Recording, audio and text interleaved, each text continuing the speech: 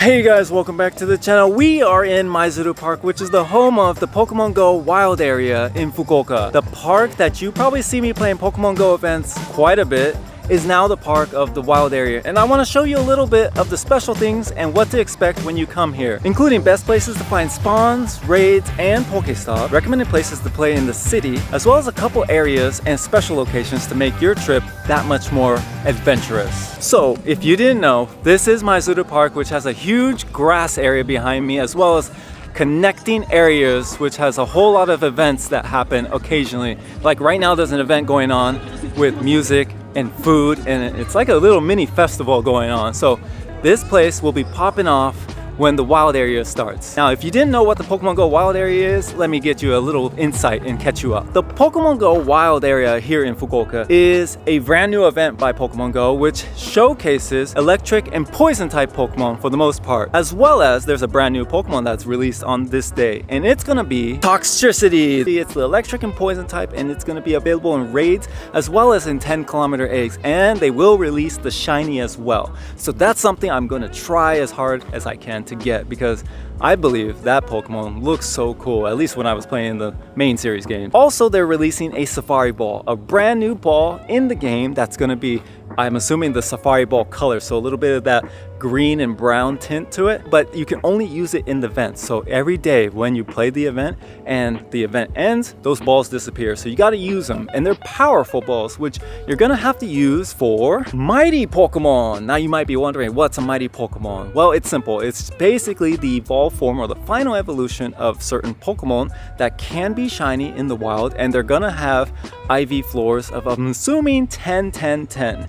So they're gonna be XXL possibilities, high chance, and powerful. So IVs are gonna be really high. Oh, and also they're gonna be very difficult to capture apparently. There's also gonna be some surprises like Origin Form Dialga and Palkia, which you should probably farm as much of that candy and XL candy as you can, because Palkia is a beast. Actually, both of them are a beast in the Master League. So if you can get all that XL candy, raid those Pokemon. At least that's what I'm going to be doing. And you can get wild spawns like these. A whole bunch of Pokemon that can possibly shiny and fill your Pokedex if you need any of those shiny Pokemon. And yeah, they have other things like field research, and I assume they're going to announce a couple other things, and hopefully they have an unknown. Now, how to get to Maizuru Park is very simple. You're just going to take the subway line and catch the train to Akasaka Station. So wherever you are, if you're in Tenjin or if you're in Hakata, those are the two locations I assume most of your hotels are in, just take the subway line and go to Akasaka Station, get out, turn left, turn towards the sun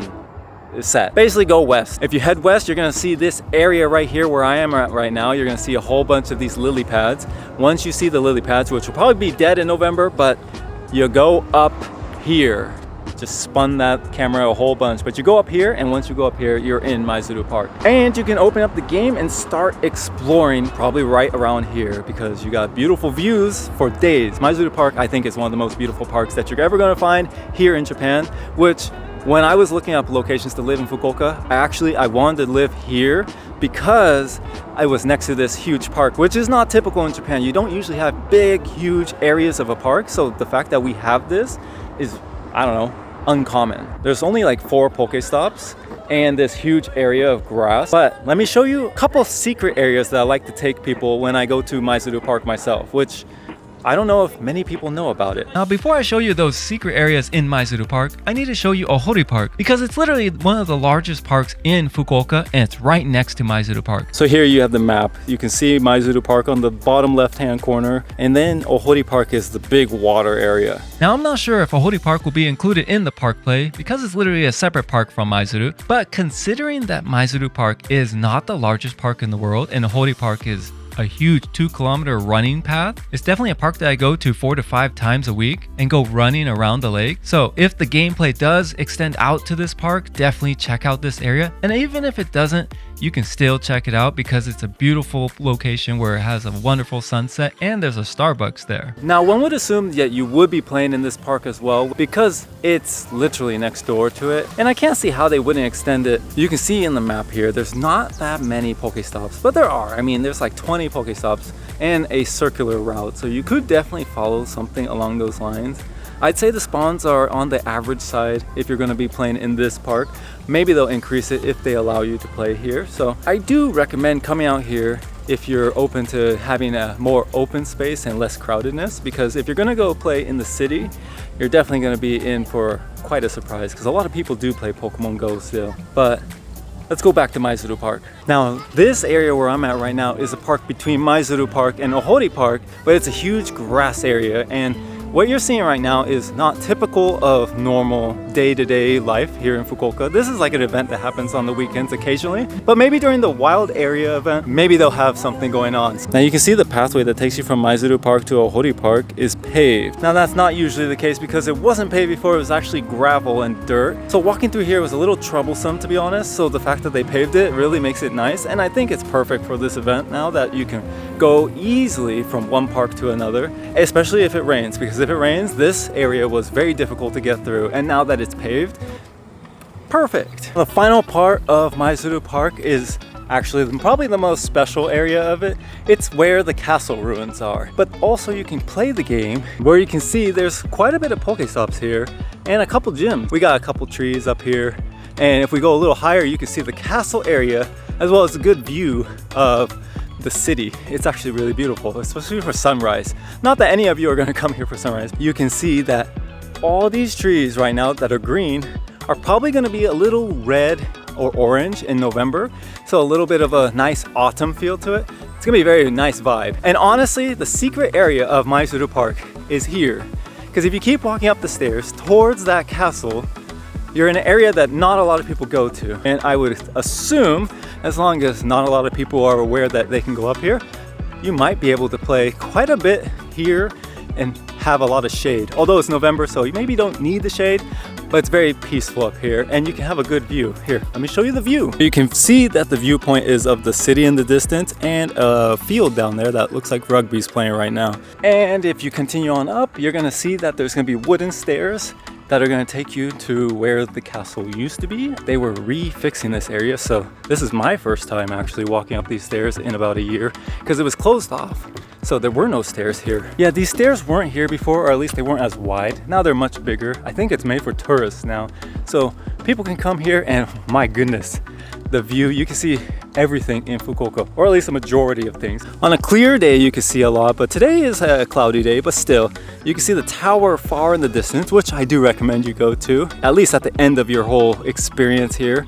And then you can see Ohori Park. Then you have all the residential areas and all the buildings in the distance, as well as the dome where our baseball team plays. Turn the other way, you can still go a little higher and see the other side, which would be where Tenjin and Hakata are located. Just sit up here and look over the edge. It's very nice. A little tiring to get up here, but still, look at that viewpoint. Now that you've seen a little bit of the park play, and at least the park itself that you're going to be playing in, I want to show you a little bit of what you can do in the cities for raids, for Pokestop, and for a high amount of spawns. And for all of these, I need to take you to Tenjin. Now, Tenjin is a location that's only one stop away on the subway from Maizuru Park. It's also a 15-minute walk from here, so I highly suggest after the park, just go walk to Tenjin, find some food along the way, and then just start playing the game in the city. Now, just yesterday I was out in Tenjin playing community days, so let me show you exactly what you can find. So in terms of some of the best places to play Pokemon Go,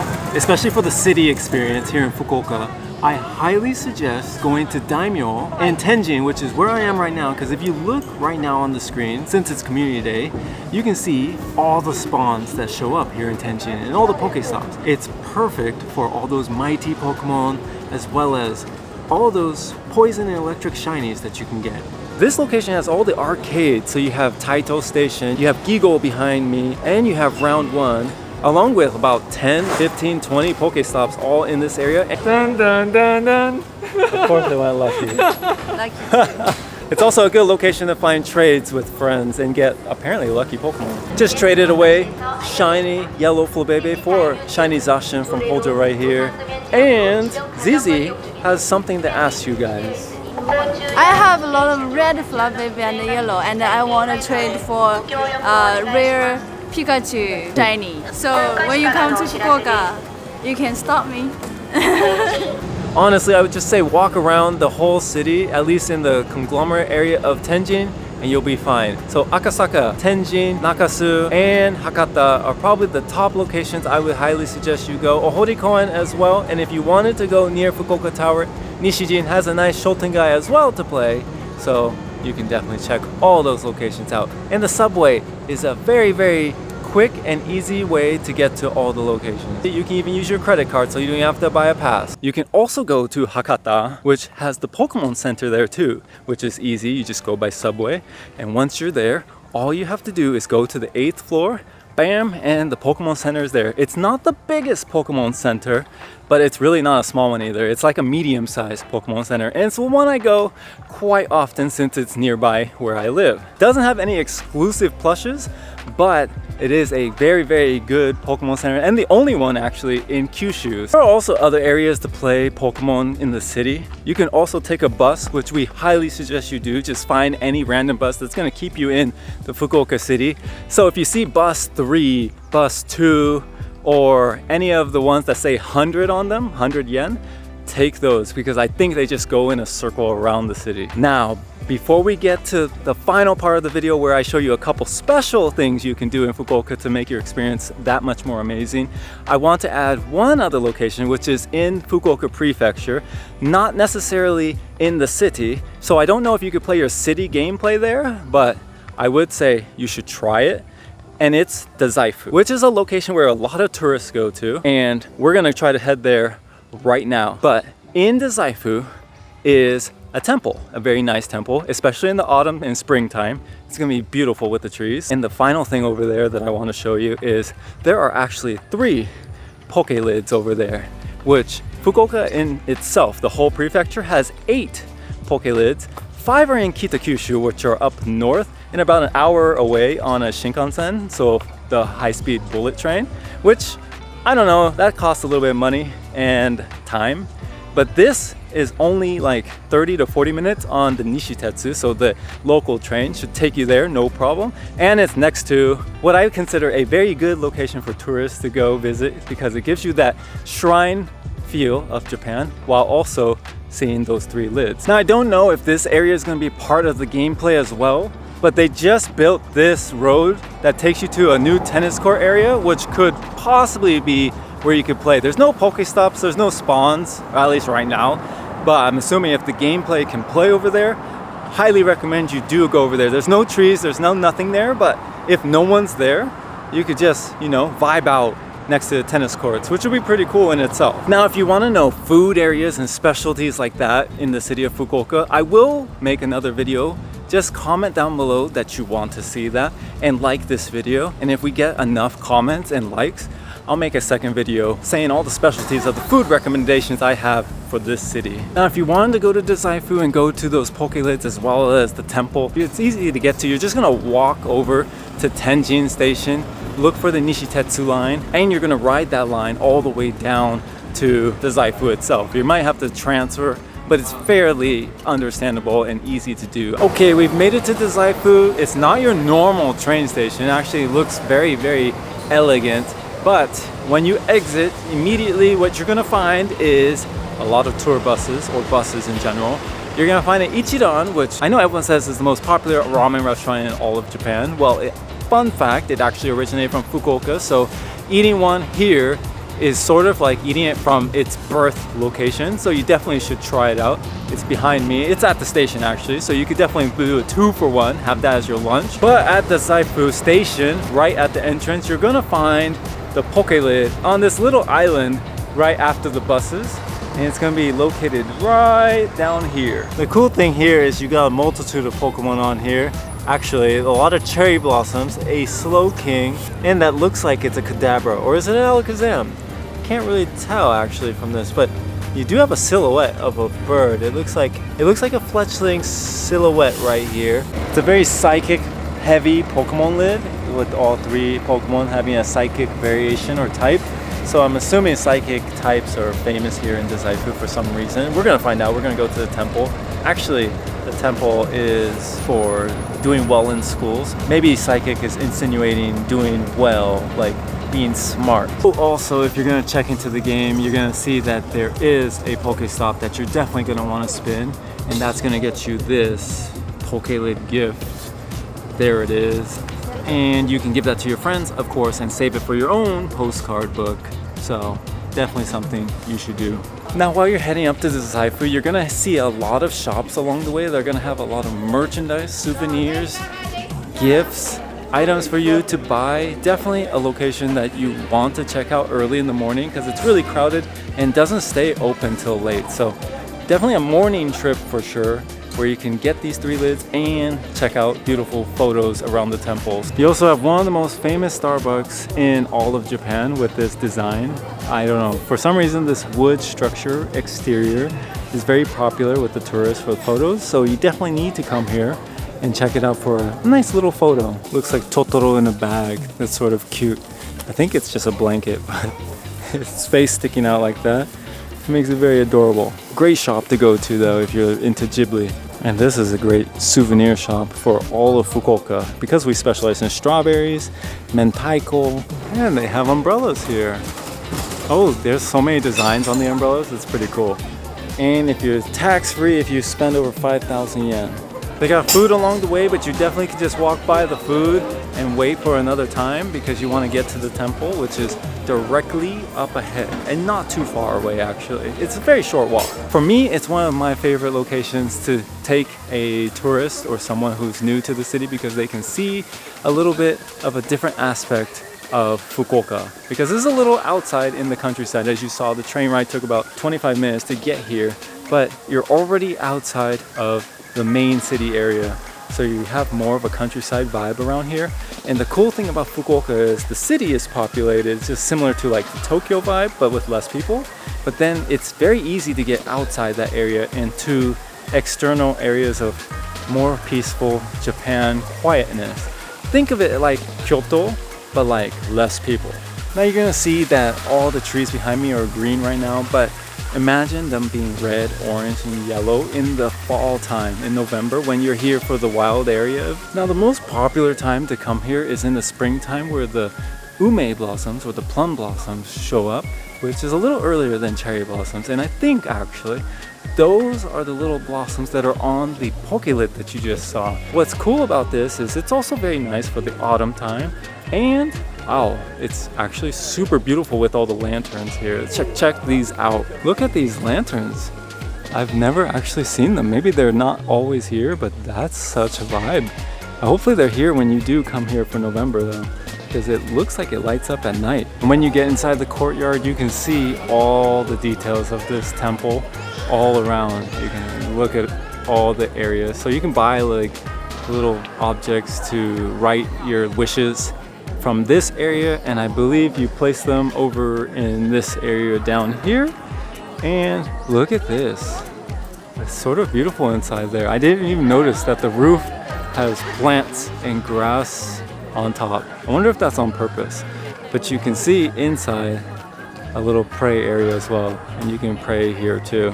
If you're a hiker, there's also a mountain behind a little bit of a ways, not too far, that you can hike. Very easy and very beautiful view at the top. So definitely see if you have time to do that. Maybe not during the weekend of the wild area event, but afterwards, if you're going on a Monday, Tuesday, Wednesday, definitely highly recommend going for a little mini hike in this area as well. And after you experience and take all the photos that you ever wanted in this little location, you can find the last 2 Pokelids by walking around this mini city before getting back to Fukuoka main city. Now the other 2 lids, you're definitely gonna have to be a Pokelid like enthusiast in order to want to find them, because they're a little bit of a ways away. Like if you look right now at the map, you can see that we're currently 26 minutes away, or about 2K from the next lid. And you can see that the other one is a little south, and that's 30 minutes away if you're walking from this location. Both of which, if you were to get both, you'd go 26 one way and then 15 minutes to connect them both like this. So not the worst. It's about a 41 total minute walk to get all of them. And the station that you end up at, where the last lid is actually a station that takes you directly back to Fukuoka City. And honestly, if the gameplay could play out here, I don't see why you wouldn't try it out. Because there's a few good things about playing in the countryside like this. First of all, there's not a lot of people around us. It's fairly empty. Secondly, you have actually some Pokemon and Pokestops here. that I haven't spun, even though I've been here before.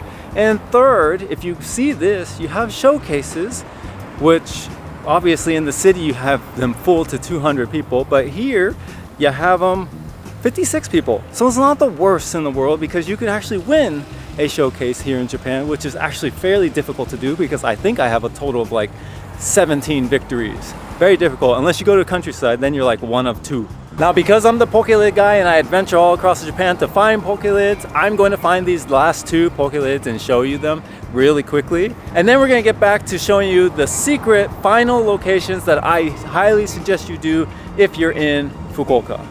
Also, when you're in the countryside, you get to witness things like this, which makes you feel like you're in Japan. I don't know, for some reason I love this.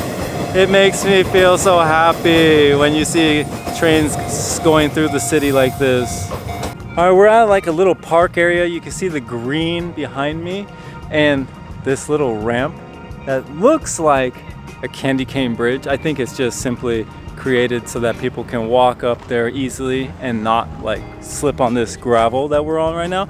But along with the history of this area, which looks like the western capital of ancient Japan, we have the second lid right here, which is in the very front by the traffic light, and it's another one full of many Pokemon. We get down here, you can see Kirlia, double Kirlia, a Fletchinder. It looks like a lot of the plum blossoms are on this lid as well, and I think the background, that green grass area, is literally right here behind it. I don't know exactly what it is. I wouldn't call it an area where you could just go and just play, you know, whatever you want to do over there. I think it's more of a ancient ruins type of place, but definitely check it out if you're here and you have time. Of course, we're in a hurry, but with every Pokelid, there is a Pokestop, and with every Pokestop, I do spin these to get gifts out to random subscribers and friends on my friend list. So remember, if you want to be on the friend list, subscribe to the channel, because there will be opportunities in the future to obtain Pokelid gifts when I go on future adventures. When you're walking from that Pokelid to this next one upcoming, which is just 10 more minutes away, you start walking through a lot of residential areas. So very much you gotta stay quiet and peaceful, but you can still play the game, which has a lot of Pokestops along the way actually. 10 minutes later, and we find ourselves right here at the final lid of this little adventure. This beauty right here. And for Sword and Shield fans, they put brand new Pokemon on here. Check it out. So this lid features Aegislash right here, which with the ume, so the plum blossoms right here, is absolutely a beautiful lid actually. A chef's kiss, as I would say, adds a little depth to it. You can see that we are in the middle of almost nowhere. There's a field here, and I think you can sit on that little roof over there. And there's a train station, which we're gonna have to get to. And of course, you can open up PokemonGO and spin the stop in order to get that gift, as is always the case. So PokemonGO integrated with Pokelids is really an awesome thing. I think most Pokemon items, like the Pokemon Center, is also integrated into PokemonGO, so that makes PokemonGO even more accessible to a larger community out there, or at least meaningful, because now you can go get, you know, Pokelids in the game and collect them. Easier to keep track of as well. But now that we have our Pokelids intact, we need to head over and showcase all the special things that you can do in Fukuoka that might not be Pokemon related, but are in fact something I highly recommend that you do when you do come here. Whether it is during your event play or not, highly recommend you do these next items. And one of them actually involves Pokemon cards. So all you TCG collectors, pay attention. So we've shown you a bit of Hakata, we've shown you Tenjin, we've shown you Akasaka, as well as Dazaifu. But now we're going to take you to a little bit of the quieter side where all the students are, and this is Nishijin, a special location with a bunch of shops and a little shotengai, so a shopping area where you can walk through, where it feels like a very reminiscent of an old school time period of Japan, with a lot of restaurants and a street that is closed off to cars so you can actually relax and have the whole street to yourself. Sometimes, if you buy this in the city, actually, you will see a line of this because it's here. You can skip the line. Inside, it's wow, red bean. It's Japanese sweet, and I recommend you try. And it's hot. Yes, very rapid. If you go to Fukuoka Tower, which is really nearby, I recommend we walk this Shotengai here, which is old market. They have some new shops, but it's definitely worth to see how local people live around here. It's gonna be very unique and different from any other city. You cannot see it in Tokyo, you cannot see it in Osaka, but only here in Fukuoka. Saturday and Sunday, you can see some small cars selling flowers or some vegetables. It's only on the weekends. Another reason that I recommend you to come this way, because it is pedestrian road, only walking. So, you know, after you go to the park, you want to combine your game and the Japanese vibe, I think this is one of the best places to go. And one other thing I want to show is, if you do collect Pokemon cards in this street, it's a little bit at the end of the street, but you will find a Pokemon card shop. Special discount, 100 yen vending machine.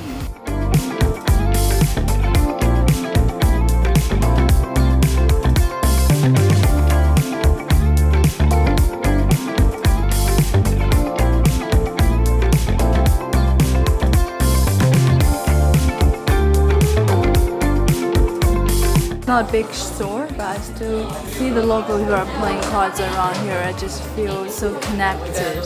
I ended up getting these 5 AR cards for under 10 yen, 1,000 yen for 5 cards. So it's like $6 for 5 cards. We have Lilip here, Maizuru. I really enjoyed this AR shot. Frostlass here, and Metamon. Ditto! You can't even tell. Which one's the Ditto? The first one, no? Yeah, of course. Now, since you're not too far away from the Fukuoka Tower at this location, you can definitely wait until nighttime and watch the beautiful lights light up. And honestly, I think it's better than the Tokyo Tower because there's always a different design depending on what month you're there. So definitely check out the Fukuoka Tower and enjoy your stay at Fukuoka. I hope this was very informative for you guys, and if it was, leave a like rating down below and comment what you plan to do for the Fukuoka Wild area. Thanks for watching the video. We'll see you at the event in 1 month.